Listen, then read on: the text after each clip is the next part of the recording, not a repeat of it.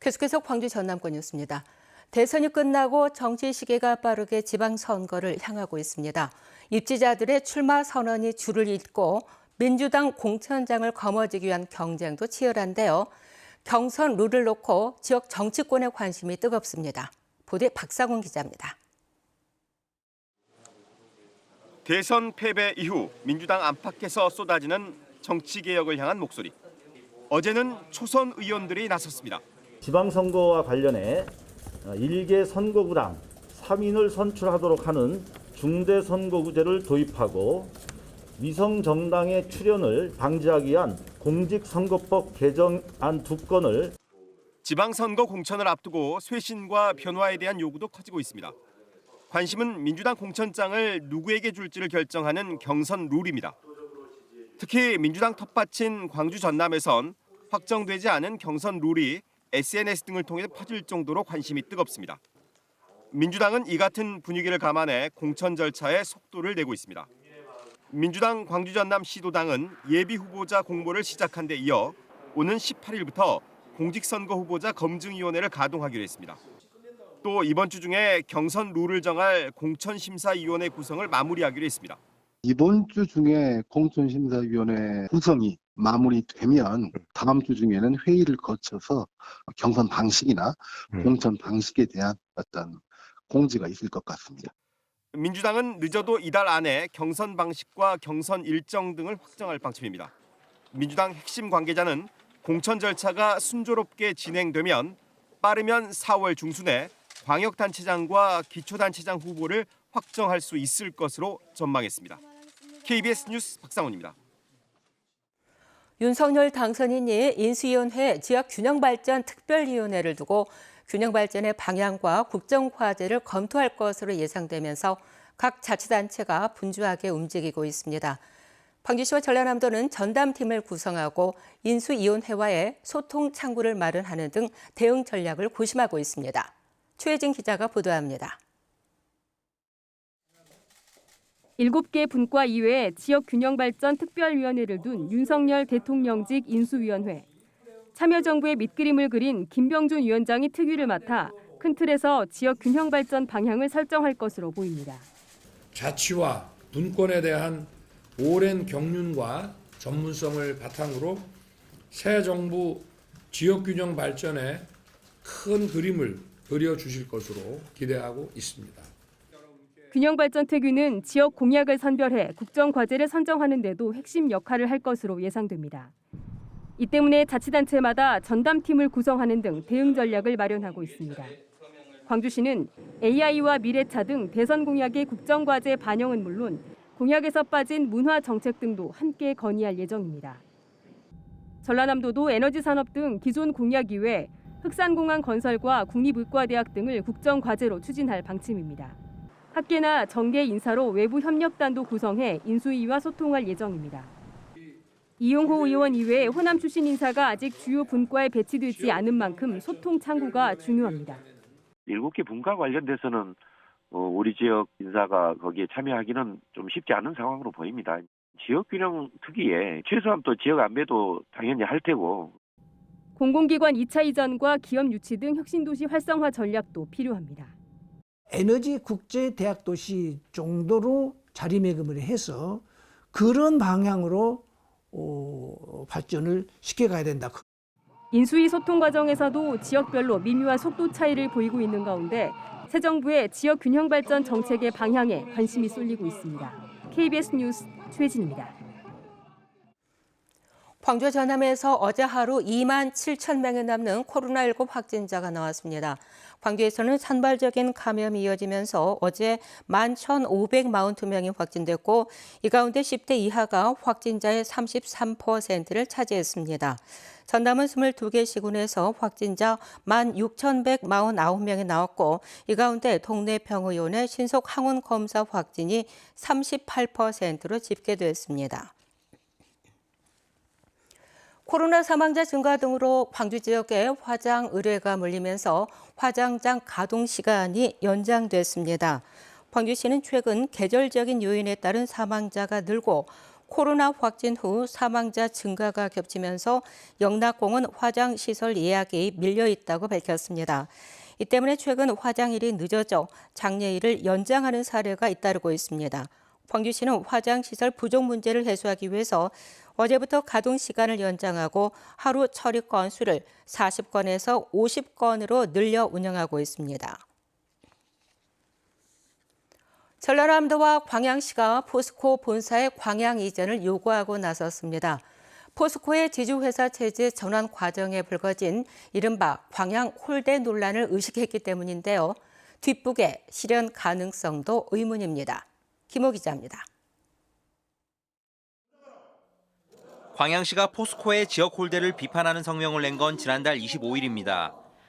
같은 날 포스코는 포항시청에서 지주사 본사 소재지를 당초 계획했던 서울에서 포항으로 바꾸고 미래기술연구원 본원까지 포항으로 이전하기로 전격 합의했습니다.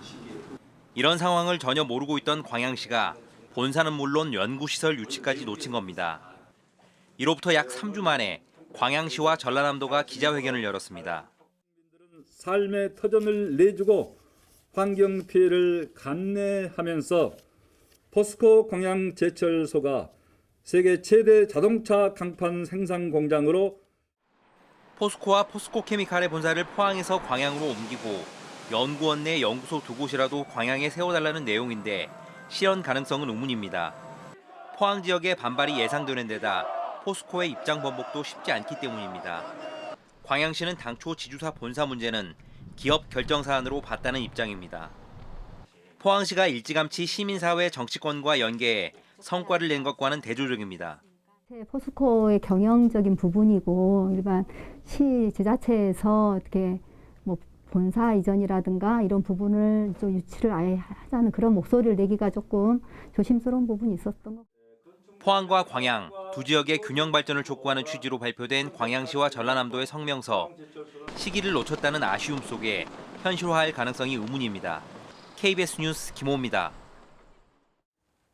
광주 도심 주요 공간에 미디아트 작품을 선보이는 유네스코 미디아트 창의 벨트 사업이 일부 완공돼 어제 개막식이 열렸습니다. 이번에 완료된 1, 2 권역은 옛 전남도청 본관과 아시아문화전당 금남로 공원 광주교 일원으로 광주의 빛 공동체의 개념을 도입한 다양한 방식의 콘텐츠가 설치됐습니다. 옛 전남도청 본관은 저녁 8시에, 금남로 공원과 광주교는 각각 오후 6시 30분과 오후 6시부터 관람할 수 있고 아시아문화전당 나눔광장 안내센터는 상시 감상이 가능합니다.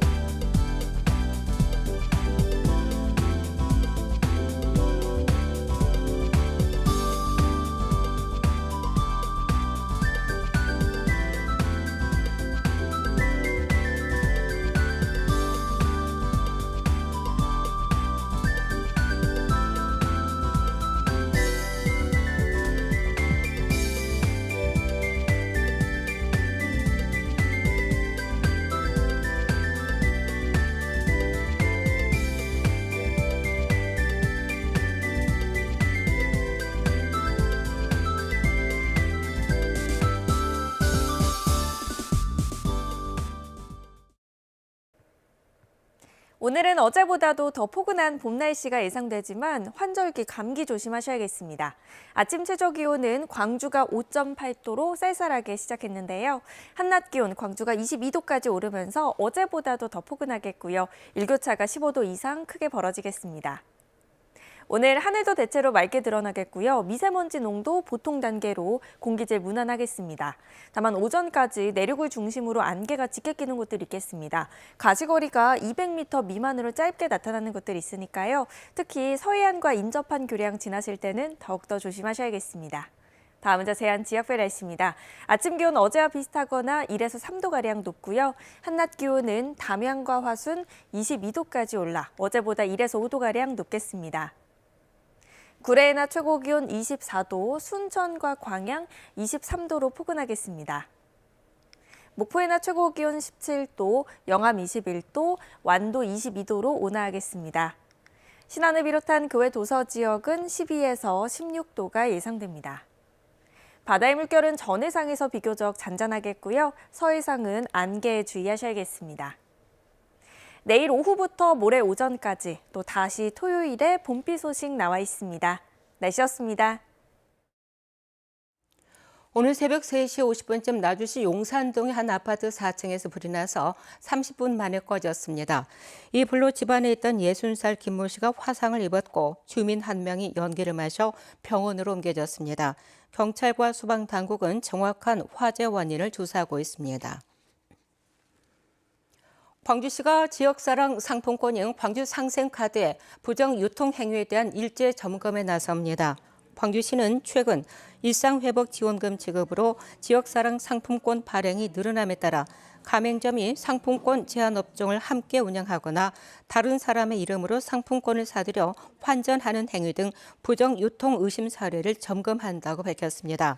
이번 점검은 이달 말까지 진행하고 고액 결제가 많이 이루어진 가맹점에 대한 현장 점검도 할 예정입니다. 부정 유통이 적발되면 가맹점 등록을 취소하고 최대 2천만 원 이하 과태료를 부과합니다. 광주 빛골 노인 건강타운에서 우크라이나 전쟁 종식과 평화를 염원하는 행사가 열렸습니다. 광주 복지연구원 회원과 직원들은 어제 빛골 노인 건강타운 광장에서 우크라이나 전쟁 희생자들을 추모하며 우크라이나 국기를 상징하는 파란색과 노란색 풍선 날리기를 진행했습니다. 수요일 아침에 함께한 KBS 뉴스를 마칩니다. 감사합니다.